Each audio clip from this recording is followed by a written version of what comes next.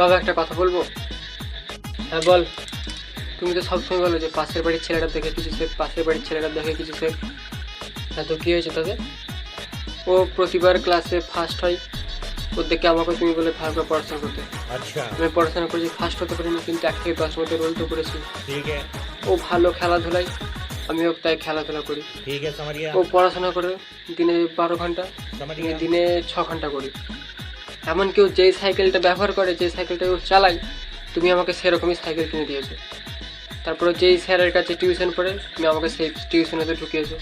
তো এত কিছু যখন ওর দেখে করছি, ওর দেখে শিখছি, একটা কথা বলছি, তবুও তো ওর দেখে তুই পুরোটা কিছু করতে পারিস নি। তারপর বড় বড় ডায়লগ দিচ্ছিস তুই এখানে। তা আসল ব্যাপারটা কি সেটা আমাকে খুলে বল। এখনও একটা মেয়ের সাথে পালিয়ে গেছে, अच्छा তাহলে কি এবার আমিও ওটা মানে শালা সুরের বাচ্চা।